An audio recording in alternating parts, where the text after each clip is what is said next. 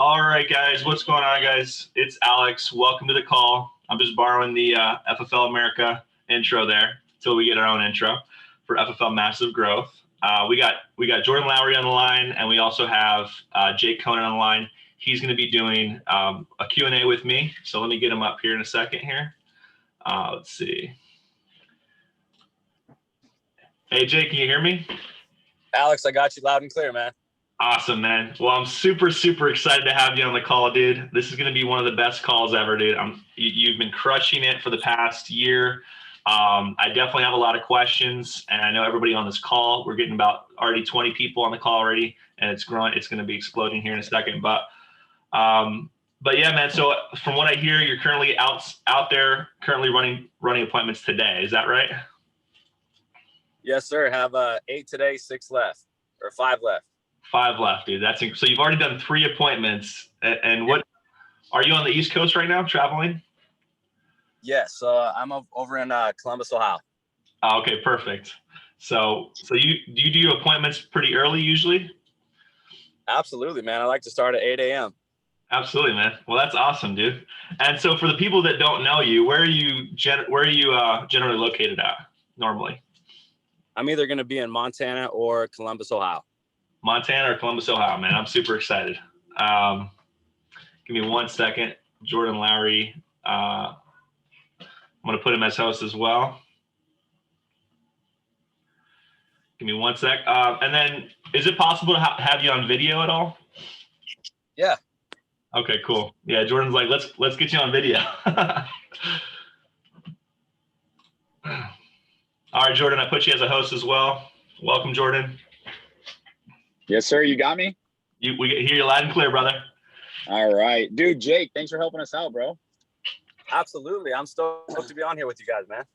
Yeah. So real quick, I just want to intro this call so we have it recorded. So Alex Peraza, one of the fastest growing, up and coming agencies, just really getting started building his team. But what we lack, right, is sometimes all of us is proper discipline. So I wanted you to talk about, Jake, how when you got started, what it looked like from running appointments, at 8 a.m., at 8 p.m., at 9 p.m., like what was it that flipped from you that said, hey, dude, I'm just going to outwork everybody? What were some tips and tricks you have for some of these new guys? Because a lot of our team on here is brand new. Got it. Tips and tricks to discipline is just I think it's going to start with the phone. Just don't stop dialing until you get your appointments. And I know that's really hard to do, but it's almost like a callus that you just got to keep building up and building up and building up. Muscle memory, just get used to working hard. And luck always follows hustle all the time. So if you want to turn that corner and get to the next level, you're probably like 2 or 3 or 4 extra appointments away, from doing that. Right. I love that. Yeah. All right, bro. So yeah. Then when did you get started with FFL, Jake? So I got contracting done in April of last year. Worked a little part-time like the second half of May in 2020 and went full-time in June of 2020. Gotcha. So pretty much someone starting right now, April, they're starting around the same time you did, but you did Hall of Fame in 7 months or something? Yep. That's incredible, dude. So how did you start off quickly? What did you do to just start off super fast? Did you plug into trainings or did you just go out there and wing it? How did you do that? Man, honestly, I was flying by the seat of my pants, but I was absolutely plugged into training from the get-go. I had a great mentor in Easton Padden and Zach Twardowski to lean on, and basically just kind of I really applied everything that everyone tells you to do. Buy a lot of leads, have more leads than you need, run 30 appointments a week. Everybody kind of says the same things on how to be successful or similar things on how to be successful in the field. Not everyone applies them though. That's the only thing. I mean, just apply. Oh. Hey, Jake, you still there? Yep. Oh, sorry. Hey. You said Alex, you focus on the videos. Get us on video. I'll go with Jake right now. So I think one of the biggest things, right, when you first get started is no matter how good you do or how bad you do, it always feels like you're failing. I always tell brand new agents, and Jake, you know, correct me if I'm wrong, but in this business, even if you've sold 10K or 20K and you lose one or two policies, or you've only sold 7K, like your job is to go make a mess. Your job is to go make a huge mess, get as many people protected as you can, and then see what happens. Is that kind of the philosophy you guys lead with and take, or are you guys a little more, you know, regimented? Like, correct me if I'm wrong. No, absolutely, man. I think that's the best approach ever. You just got to understand that, I mean, in order to get really, really, really good, and go to that next level, you have to make a mess of it to start, man. I mean, nobody started out where like Steve Giordano, where you're coming out and you're like writing $1 million, you know, your second year in the business. I think you have to go out and make a mess, learn from your mistakes, and ask a lot of questions. I mean, there's no other way to develop and get better. Absolutely. By the way, you guys should be able to turn on your videos at this point now as well. So I think it was a little glitchy there, but we should be good. So I love that, Jake. So that's awesome, man. I really appreciate you dropping bombs. And then really quick, Jake, where were you before FFL? Because I know you came in here, you absolutely crushed it, but you had a little bit of experience right before coming to FFL. What were you doing before? I did. So I was with a captive insurance agency out of Montana, doing a lot of property casualty, you know, home, auto, business, farm, ranch, that type of thing. Doing a little bit of life insurance as well, but it was fully underwritten. Mm-hmm. Yep. So definitely had a little bit of experience there, but there was no leads. So it was all cold calling and door knocking. So you definitely learned how to hustle. Brutal. No leads. I know, that is brutal. So, yeah, dude, it's brutal. So, okay. So let's talk about this, right? So yeah. when a brand new agent is getting on the phones and they've dialed 100 times, right? Or because you and I both came from companies that had no leads, right? And so if you have no leads, it's hard to get more cousins and aunts and uncles, right? But if you can always get another lead, then you have unlimited chances to get better. Can you talk about some of your down streaks or some of the beginning, like when you couldn't get someone on the phone, you know, when you couldn't, you know, because we all go through ups and downs. I say momentum makes you look twice as good as you are, but it makes you look 10 times worse than you are. And just kind of talk a little bit about that. Absolutely, man. I mean, I still have ups and downs. I mean, like the last 3 weeks, you know, even being almost a year full circle in this thing, I was having a little bit of a lull, but then I looked back at my appointment schedule, you know, and you can always kind of trace it back to your activity.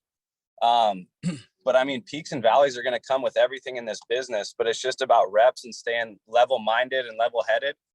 And you're always just one lead or one appointment away from changing your entire situation.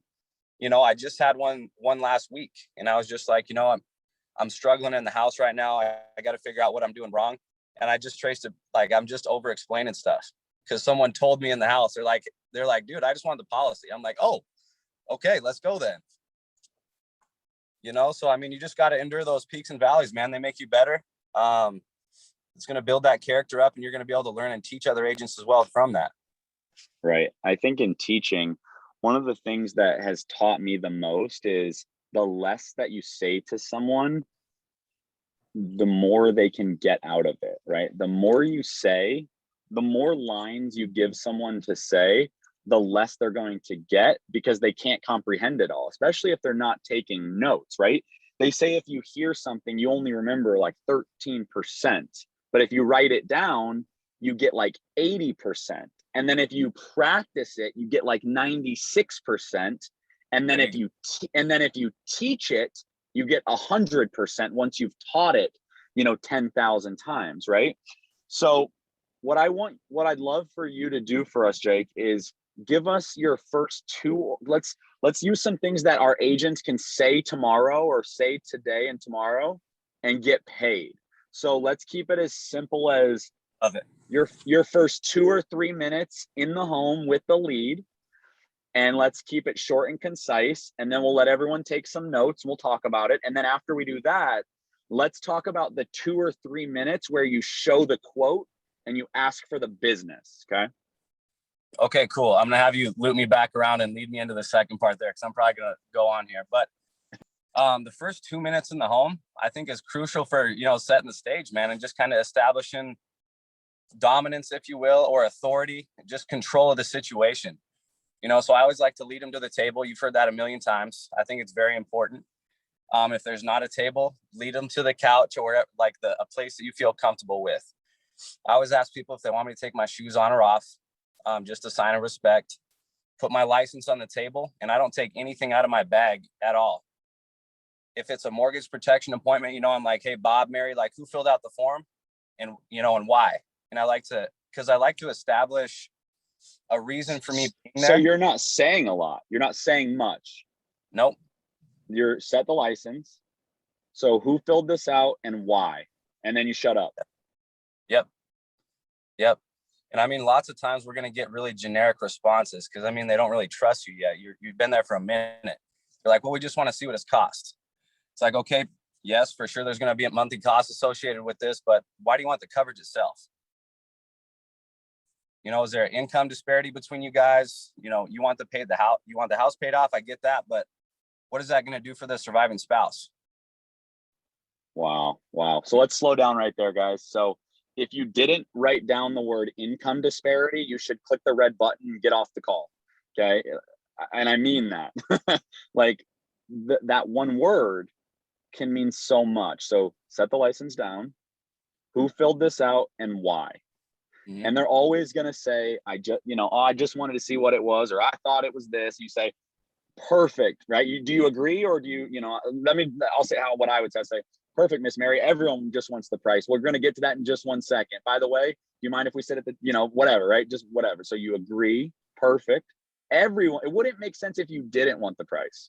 We're going to get to that in one second. So is there income disparity between you guys, or what does that look like? Yep.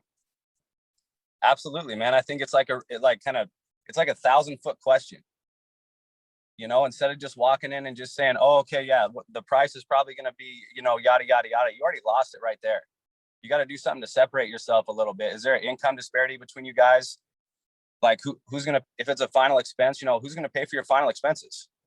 You just got your beneficiary right there. And then, okay, tell me a little bit more about your daughter, Deborah.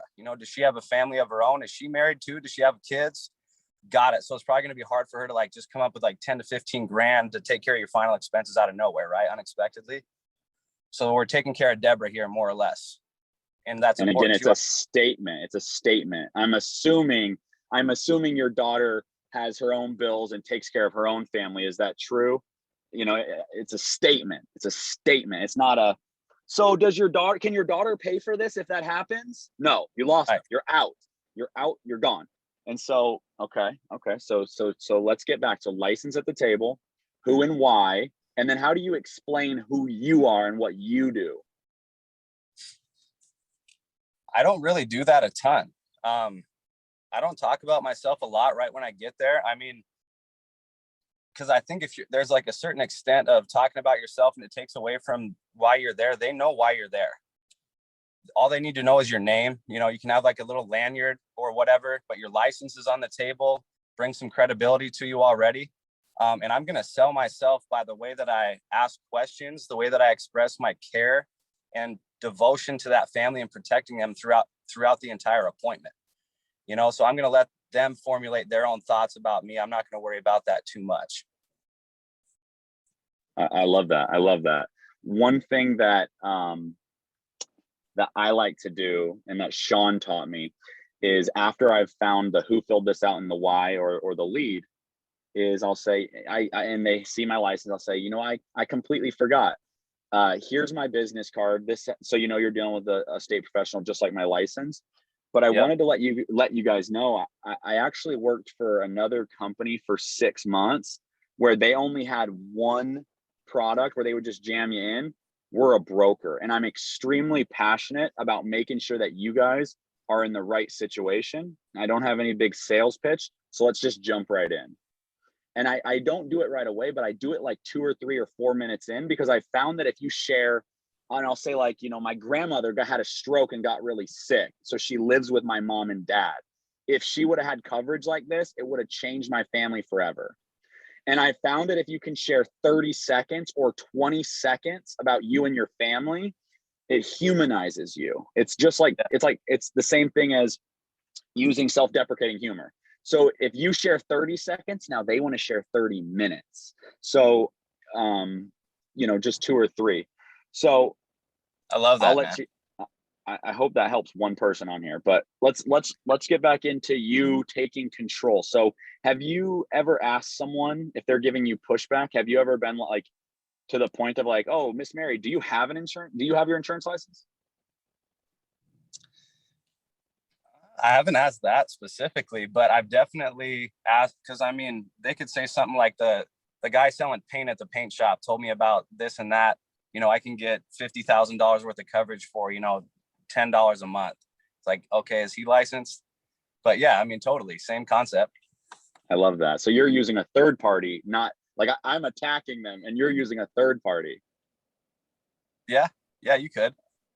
I like that forward. I mean, yeah, if they're giving you a tons of pushback, whatever about price or products that they've heard of on TV, whatever.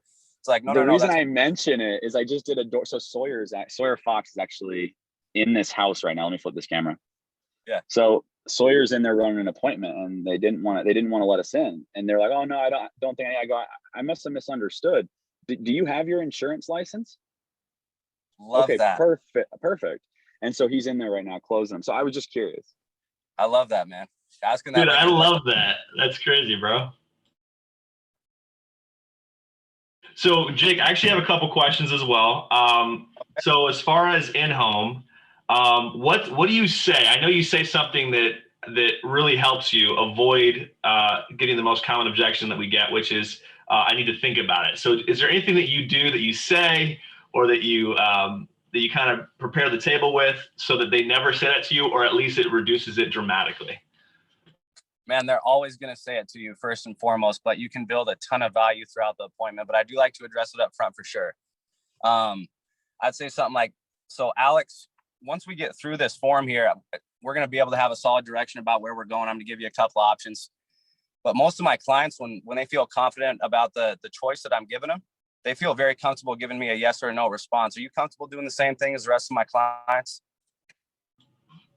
Wow, dude, powerful. And then a lot of times they'll just give you a yes or a no. Is that even though they'll still say it sometimes, but usually, they'll say yes or no, right? 9 times out of 10, they'll say yes to that. Yeah. Wow. So guys, if you're having that objection, if you're on this call and you have that objection, or you're watching this on YouTube, there you go. That is going to eliminate a lot of the objection that you get. That main one, I need to think about it. And then let's say someone does say I need to think about it. How do you handle that? Well, Alex, do you remember at the beginning of the appointment, you told me you'd feel comfortable giving me a yes or no response, and you said yes, you'd be able to do that for me? Yeah. And then, okay, gotcha. So so they're like, okay, yeah, let me give you a yes or a no. Do you ever have someone that was like, I don't know, I have to think about it, and then you say that, and then they say, okay, I'll do it. Did you ever have that happen? Once in a blue moon. Usually it takes some additional convincing, loading up the, did you lose me first? Oh, you got me. Okay. So just asking some good questions, man. I mean, if they come back and they're like, and they still got to give you a think about it, you still have your leverage point of them saying yes to giving you a response at the end. Hopefully you were thorough enough to figure out who the beneficiary is, the magnitude financially that they would be impacted, and also the emotional link between the proposed insured and the financial impact that their decision or lack to make a decision would have on the beneficiary, right? That's the main leverage right there. Gotcha. That makes a lot of sense, dude. Absolutely. Use that beneficiary, get them thinking about who's going to benefit from this. Why are they doing this? It's not for you. It's not for the insurance company. It's for their beneficiary, right? And then do you have assistants that help you out, or to do the back end stuff like that? Once you submit the application and you go to your next appointment, is there an assistant that helps you out at all if people miss payments or stuff like that? I should probably have her start doing that. Most of the time I'll call them if they miss a payment or whatever. I don't spend a ton of time worrying about it because we got more families to help. We got more agents to help out doing all that stuff. You know, they're adults. They should be able to figure out how to pay their bills. I don't want to, you know, call them up and figure out a way to waste more time doing that. Not that it is, but if an employee's doing that, man, I like that. I might implement that for sure. Absolutely. You also have her handle cancellation, stuff like that, or you don't get too many of those? Oh yeah, dude. I still get cancellations. There's turnover just like everybody else, but that's the name of the business. Yes. Yep. Definitely take care of that as well. Do you do any tie downs in the home to make sure that they keep the policy, or do you ever try to lower the premium at all so that they, so that they feel more comfortable with it and they keep it longer? I absolutely lower the premium. I mean, first off, to get big premiums, you got to show big premiums. But then once you get big write-backs as well, then you're going to start second guessing, hey, I didn't do my client the service enough to make sure that this is going to disappear in their monthly income. And I like to say it like that too. If like Alex, if I'm sitting down with you and I'm giving you 3 different price options within the same product, I want to say something along the lines of which one of these is going to disappear into your budget the best. And I want to go with that one because the whole point of us putting coverage in place is to have it enforced when it's needed, not to buy it with your heart right now to protect your beneficiary, because I know that's why we're here, but to only have you come back and cancel, 2 or 3 months down the road. Let's pick something that's going to stay enforced long-term.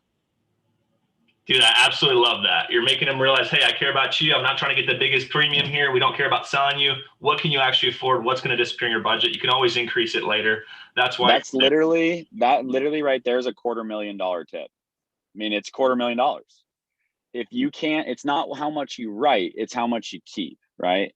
And I always say that the 2 dead flies, right, Alex? Like, Alex, you and I both know this coverage, it's worth nothing, it's worth nothing to you right now until the day that you need it. And then it's worth everything. So, dude, this is awesome.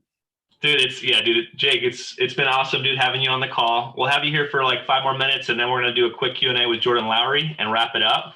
But dude, this has been awesome. I have a few more questions. So, for example, what do you do when you get no-showed? So, because I know we all get no-showed. Do you ever like double book appointments, and how many appointments do you try to do, even if you get no-showed, and how you handle that? Man, honestly, I love getting no-showed. Because I mean, if you have a extremely full schedule, like this weekend, I booked 27 appointments on Thursday, and I'm running so far behind. That's just how you build forgiveness into your schedule. It's almost like, oh my God, thank you. Now I can be on time to my next appointment. But you can't treat no shows like that unless you have a full schedule. So you got to start, step 1 is have a full schedule. But if you don't have a full schedule, let's say, and you do get no showed, yes, it sucks. But hey, guess what? Now you have an opportunity to go door knock. Now you have an opportunity to fill the gaps in your schedule for the next day. Now you have an opportunity to call more agents, recruit more people. I mean, all the above, just keep that activity high and just control what you can control. Absolutely. Absolutely love that. And then as far as lead flow, obviously to do 27 appointments on Thursday, looks like you're running Friday, Saturday, Sunday. What day do you take off, or you don't take any off days? I mean, always doing something business related 7 days a week, right? But as far as in the field, I mean, I like to have at least 4 days, or if you can have 3 really, really strong days, like maybe you're helping your agents out, dial on Thursdays, and you dial on Friday, run Saturday, Sunday, and then you can run in the field on Wednesday as well. I think that's really strong. Gotcha. So you probably take Monday off, then do Tuesday dial day, and then Wednesday you run. Gotcha. So that's awesome, dude. It's always cool to see other people's calendars. And then, so if you're doing 27 appointments in a day, though, that means you have a lot of lead flow, right? Because if you're calling a lot of leads, you got to have at least 100 leads, right? How many leads do you have? At least. I mean, if you're dialing anything on the internet, man, you got to have 100 leads. I mean, I heard the best reference. I can't remember who said it. I heard it from Stephen Yee, right? I mean, the worst thing you can do, it's almost more dangerous for you and your business to have less lead inventory than more, right? Because it's the same concept. Like if I said, hey, Alex, I don't know if you're super good at basketball or not, so let's just pretend you're like super average. If I was like, hey, dude, you need to make 15 free throws, and here's 30 basketballs, because that's all you could afford was to purchase 30 basketballs. Dude, you're going to have to shoot 50%, man, to make 15 free throws. Now, what if you say, hey, you know what? I need to make 15 free throws. So I'm going to make sure I have 75 basketballs because I can make 15 out of 75. It's the same concept as the phone or on the phone, right? You only need 15 people to say yes out of all the leads you have. Don't worry about if someone says no. You know, you have 74 more leads to call, and just keep calling until you get those 15 yeses. That's all you need. That's it. And when you explain the business, guys, if you want to build an agency, it's the same thing. I always say, I go, look, John, one of my favorite things about this is you're in Maryland. In Maryland, we have too many leads than we have agents. And so what happens if you get 100 leads, and Zach says this all the time, if you get 100 leads and you only get 15 right on the phone, and then of those 15, you only go get 5 right in the home. So of the 100, you got 5% right. You're going to make over $200,000 a year. And who wouldn't do that, right? Everybody. But if you don't give them that so what I'm saying is that simplifies it to build an agency. So Jake, looks like I want to ask you 2 more things. Okay. One, okay. I want to know what you say when you door knock and someone says, yeah, we changed our mind. We already took care of it. So you're door knocking me. Actually, okay. Let's just start from scratch. Say they don't say that. I want to know you. I want you to door knock me. Okay, so if I was going to door knock you, I mean, right when you come out, I'm just going to look at you bewildered because you're probably looking at me like super weird, like, why are you here? Right? And I'm just going to say, I had Jordan, my assistant, put you down on my schedule for this time for that life insurance that you filled out because I want it off me and I'm going to put it on somebody else. Jordan had me down on my schedule, my assistant here. She was calling you. I think she got a hold of you the other day. Super weird. You filled out that life insurance request, right? Okay, got it. I mean, I filled it out, but I changed my mind. I already took care of it. Well, got it. I'm here. It's going to take about 15 minutes. You know, Jordan, do you want my shoes on or off? Like, do you like my shoes to be on or off inside your house? You can keep them on, man, but I'm just not sure we need it. I think we're going to go in a different direction. That's totally fine with me. I don't care if you guys get insurance or not. It's just my job to make sure I cross you off the list and do my due diligence here. I'm just going to ask you guys a couple questions. You guys have some patio furniture out here? Do you want me to be out here or do you want to go inside? I already know you want my shoes on. Dude, I'm going to go use this right after we get off this call. I'll be back, boys. I'm going for more. So you're just a something. My assistant put me down. They had me out here. I always look on Apple Maps and I look up the street right behind the street and I'll say they had me over on Barclay, my office that I had to stop by. And I wanted to make sure you were still alive. I like that. But I'm a big multitasker. So, but I think it's doing too much. I love the assist. I love both. So second thing, can you dial me like an instant internet lead? Yeah, for sure. Okay. Hey, I'm October 1991. Hey, Jordan. Yeah. Jordan, Jake here, benefit office here in Franklin County. It looks like you wanted someone to come out, go through a couple life insurance, little benefit options here with you. I mean, you put your date of birth here, October 1991. Is that correct? Yeah. Got it. Jordan, as I said, my name is Jake. I'm just a local underwriter in your area. They got me dispatched out tomorrow. I'm helping out a bunch of other families as well. Are you currently working full-time or are you retired? I'm working full-time, but so tomorrow's not going to work, man. But you could just call me back in a week. Yeah, Jordan. So that's not going to work for me. I'm helping out a ton of families around the corner from you. You said, is that like a 9-to-5 type of thing? Yeah, it's 9 to 5. Yeah, 9 to 5. Are you married or single there, Jordan? I'm single. Hey, go to Peraza. I got to take this call. Go to Peraza.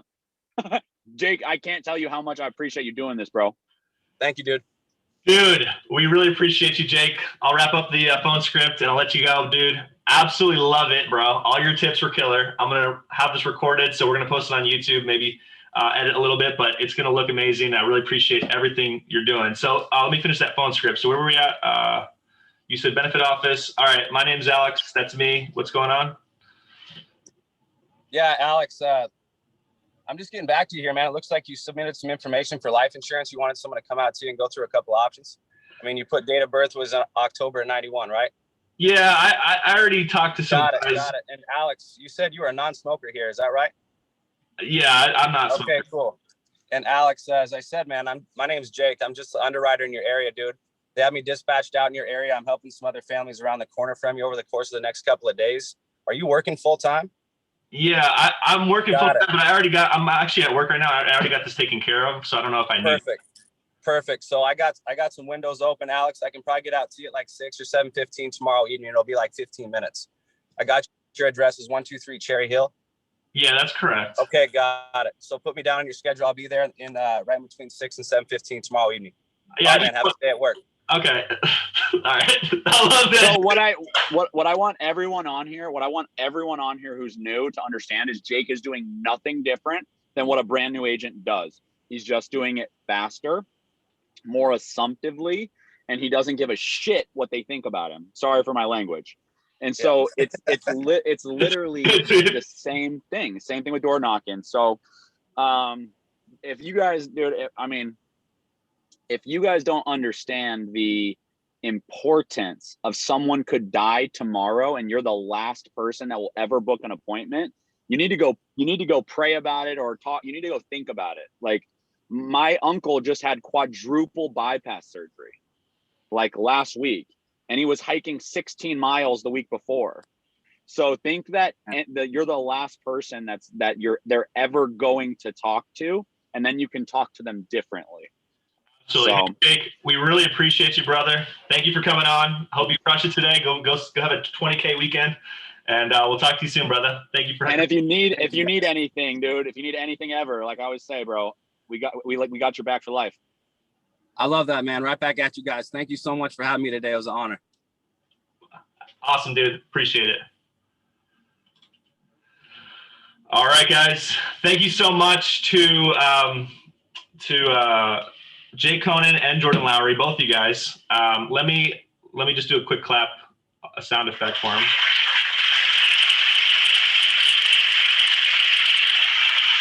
All right, thank you so much, Jake. Now, Jordan, I got about 5 minutes of questions for you, and then we'll wrap up the call.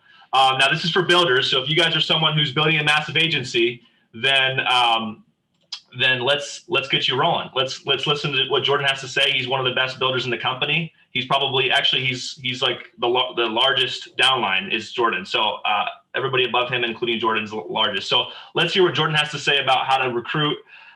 Jordan, let me see here. Let me spotlight you there. And then Jordan, welcome to the call, bro. Welcome back to the call. How did you grow so quickly? And what do you recommend to a new agent who's trying to build an agency? What would you recommend they do immediately? Yeah, well, first of all, Alex, thanks for having me on the call, buddy, and happy Sunday. All the things that you're saying have absolutely nothing to do with me, but more about just all the people working, right? It's literally has nothing to do with me and everything to do with Family First Life and Sean and Andrew. And ultimately the explosive growth is I don't want to start naming names, but let me just say that we would be nothing without Nina and Hayden and Alex and Gage and you. And so what I mean is, like, they just recruit more. We're not special. I did a Facebook Live for 15 or 20 minutes earlier, and we've just done it a little bit longer. We've just recruited more. I recruited 17 people yesterday. So I've just recruited more. Jake has just said income disparity more. And so I think you just have to realize that 3 months or 100 days isn't that long. 1 year isn't that long. But like we said in the beginning of the call, this business always feels like you're failing, right? No matter how good you are, how bad you are, it's normal to feel like you're failing. And then all of a sudden you're getting ahead. So, hey, Alex, just give me 30 seconds, bud. Give me 30 seconds. No problem. But guys, Jordan's probably got a call. Guys, I absolutely love that. It's so important to understand, put yourself in the right mindset of, like, you know what, we're all growing. You don't always have to compare yourself to everyone else. You want to compare yourself to yourself. Where are you at? How have you improved from where you started? But I absolutely love that. And so, he was saying Facebook Lives, he puts himself out there. You put out high production, get your numbers out there, right? What's going on, brother? No worries. I know you're a busy man, getting lots of calls. Just trying to help new agents. That's like I could go write 40 grand. What I want you guys to realize about building this business is it starts out about a little bit about the money. I could go write 40 grand and make $40,000. And don't get me wrong, the feeling is amazing, but the best feeling in the world is having a new agent make $1,000 in an hour.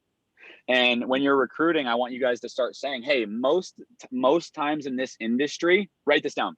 Most of the times in this industry, people have taken advantage of this industry. And what I mean by that is they pay 20 or 30 or 40% comp, where we start people here at 90 or 100 or 110, depending on their experience. And so, Alex, where the sale is usually $200 or $250 per sale that you would make, over here at Family First Life, it's $700 to $800. That's pretty cool, right? Yeah, it's awesome, dude. And that's something that's always just been, it's like, dude, if you could do the same work if you're going to make, I would have done anything to make $700 a sale, dude. When I'd make $300 or $400 a night serving, I thought I was rich, right? And we can go make $4, $5, $6 grand in a day. But even if you're bad, what if you just make 700 a day? And so, but you have to be out in the field 8 to 8, right? You have to be grinding 8 to 8. You have to be door knocking 8 to 8. If you don't have the dial day is a privilege. If you haven't earned dial day, you have to dial in between appointments. You have to dial in alleys. You have to dial in Walmart parking lots. You have to recruit in Walmart parking lots. You have to recruit on the road. You have to recruit in the airport. Dial day and recruiting days are privileges. Your first year is going to suck. Just get over it and just freaking work. And just do it more, and ask guys like Jake questions, ask people like Nina and Alex and Gage questions, and build relationships. If it's a question that you have about in the home and on the phone, if it's a question that the carrier can answer, remember the insurance carrier works for you. Right. Not the other way around. Absolutely, dude. And by the way, how did you recruit 17 people? I think everybody on this call wants to know. How did you recruit 17 people yesterday? So first was a group of 7. And then me and Sawyer, we've been out here in Charleston. So our only goal is we have an event on Monday. And we don't want to be embarrassed. Hold on one second. I don't want to be embarrassed when Sean Mike shows up and I have 18 people at this event. So I just talk to everybody. I go, hey, do you see yourself being here forever, or are you open to make more money? If I could show you how I earned a cumulative $1 million in the last 7 months, would you want to see how? Gotcha. You just talk to random people, or how do you get hold of these people? Yeah, my server, my bartender, my Uber driver, everybody. These were some boys over at the park throwing the football. Just everybody. I was like, dude, you're super sharp. And it's just easy. I don't care. I just don't care what they think. And I don't want to be embarrassed by not having enough people there. I recruited the dude at the hotel lobby the other night. He was a flight attendant for 8 years. Super, super personable. I mean, lots of ways to describe him. But what I mean is, like, I just don't care. I was like, dude, you're super sharp. Are you looking for ways to get out of this job, or are you going to be here forever? He's like, well, I definitely don't want to work at the Marriott front desk forever. I go, dude, I got you. I go, I'll be right back. I'm going to grab something for you. I ran to my room. I came down with a tool. I was like, hey, this is what I said. I said, we are opening an office here and we're looking for new, great people. And what we do is we're life insurance brokers. And what I mean by brokers is we don't work for one company. So we get to put the client in the best position possible for their family. Is that something you could see yourself doing? He said, yes. I said, can you be free 11 to 4 on Monday? I want to introduce you to some people. He said, yes. I sent him the Eventbrite link. I sent him a video, and I sent him a tool. So I don't have to talk to all 17 or 18 people. I just talk to them. I put it in my Google Sheet and I follow up, 3-4 times a day, couple texts, couple tools, couple YouTubes. I mean, what else are you going to be doing? Going, sitting and having lunch with people you don't even probably like, or you don't, it's like, it's just work. Absolutely, dude. Well, absolutely. I really appreciate those tips, dude. You're a recruiting machine. You're recruiting people all over the country, dude. You're absolutely crushing it. So we really appreciate your time. I got 2 more questions and we'll wrap it up. Okay. 2 more questions. You got it. So I'm free for you. Okay. No problem, dude. I appreciate you, brother. So, the main question is, what do you do to advertise? Do you do like ZipRecruiter or anything like that? Do you do Indeed? No, I do everything. I use the Go High Level campaign with Grady, $5,000 a month. I do $2,000 a month of Zip, and I usually do some weird Instagram and Facebook boost posts that don't really work. And then I recruit in sales groups in MLM groups. I recruit in leadership groups. I recruit in church groups. I recruit friends. I recruit family of friends. So like my mom and dad have a church group. I say, hey, it's probably not for all you guys because I know you guys love what you do, but who in any of your kids or cousins or family looking to make 6-7 figures in the next couple of years? Six or 7 figures? Dude, if someone would have asked me if I want to make 7 figures, I would have said, dude, I'll work 100 hours a week. I'll work 200 hours a week. Is anyone in your family looking for a new career who's a self-starter who wants to make 6 or 7 figures in the next couple of years? And what 6 figures in 6 months. What if anyone in your family want to make 6 figures in 6 months? I don't care. I say what like, so it would depend on what they would say. It sounds fake. That's not real. There's no way you can make that. I said, Alex, when you say fake, what do you mean by fake? Is anyone in your family a business owner? No, but that sounds like an MLM. It sounds like a pyramid scheme. I don't know.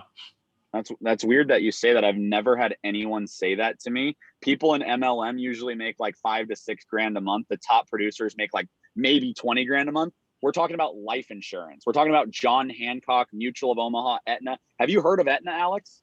Oh yeah. Please don't ever say anything like that to me ever again. Okay. You got it, dude. So that's what you tell them, right? Okay, cool. Yeah.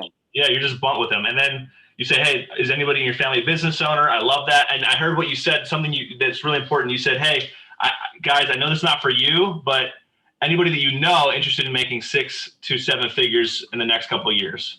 Or who in your family or friends is looking for an extremely new lucrative career?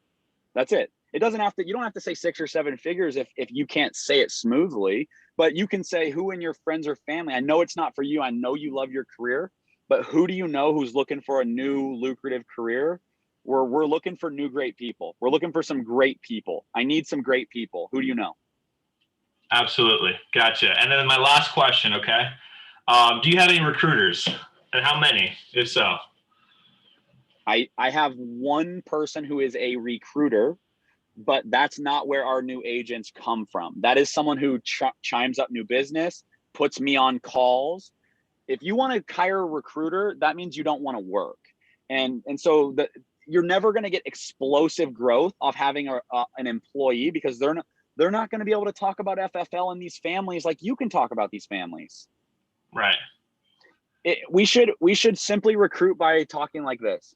Family First Life was founded on 3 main principles. Number 1, it's got to be great for the client. Number 2, it needs to be great for the agent. And number 3, it can't do anything to hurt or undermine the company. So when I talk about number 1, write this down, please. Number 1, when I say it has to be great for the client, what I mean is most insurance companies or most agents, they work for one insurance company and everyone gets the same thing. Now, you and I both know, Alex, these 17 houses right here, not all 17 are in the same situation. So what we do is we're brokers. So we're not loyal to the insurance company, we're loyal to the client. And when I say great for the agent, Alex, what I mean is traditionally people took advantage of this system. So people that were doing this 10, 15, 20, and 30 years ago would tell you what to do. You'd go out and sell and you'd make 50% and they'd take 50 or 60%. What Sean said is, dude, you're doing all the work. You're setting the appointments. You're doing the sweat equity. You should get paid 90 or 100 or 110%. So here, it's great for the agent, meaning they're doing the work. They get the money. And if you decide you want to go do something else, you get to keep your renewals. So that's what I mean by great for the agent. And then when I mean it can't hurt the company, I just mean you can't go out and lie to clients. You can't do anything that's going to be illegal. You can't steal. You can't be unethical. You have to treat people well and care for them. You have to be selfless, and you have to think like a business owner. So if you can do those 3 things, you can definitely excel here. So if I sent you a link, Alex, is there any way you wouldn't be able to watch it by 3 o'clock? Right. That's awesome. So you send them that message and you get them to watch it by a certain time. I say, if I would you, then I follow up, then I slam them in class, and then I just keep moving. And then we want the self-selectors. I mean, there could be 20 people on here, but the 80-20 rule still applies. There could be 30 people on here, but the 80-20 rule still applies, meaning 15 of you aren't going to do anything and 5 of you are going to carry the load. And when there's 100, 20 of you will carry the load and 75 or 80. It's just, we're looking for the self-selectors who want to grow. Gotcha. Well, It's dude, not about us. It's not about us. Okay. I love that, dude. You absolutely crushed this, dude. And I really appreciate you co-hosting this with me, with Jake Konen. So really appreciate you, brother. You got it, bro. I appreciate you, man. Sunday grind day. There's no days off until you're where you want to be. And more importantly, where your agents want to be. I just want Nina. I just want Hayden. I just want Alex. I just want you, Peraza. I just want Gage. I want Casey. I just want my dad. I want everyone to have an integrity deal, dude. I just want everyone in 5 years to be where Sean Mike is right now in year 7. And we all have the same opportunity. Imagine in 7 years, you can be like Sean Mike, because that's the opportunity you have. So if you're sleeping until 7 or 8 or 9, if you're not recruiting everybody, you're sleeping on Family First Life. You're sleeping on it. Right. Dude, I've only slept in my own bed 19 days this year. It's April. Damn. Wow.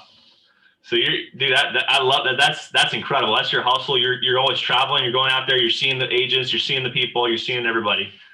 I love it. I wouldn't trade it for the world. I dreamed of a career like this. So, and anyone can do it, dude. I'm in month 27. Month 27. Month 27, and you started as like a golf caddy, right? Or something like dude, that. I mean, I had no experience. I didn't know anything about insurance. I didn't know what the word rider meant. So, well, that's awesome. I'm going to get in this home, but if you guys need me, I love y'all. If you need me, call me, and you got to go to the next level. Absolutely. Everybody drop a 7, the 777. If Jordan Lowery dropped some value today and Jake Konen dropped some value, we really appreciate you, brother. Appreciate you, buddy.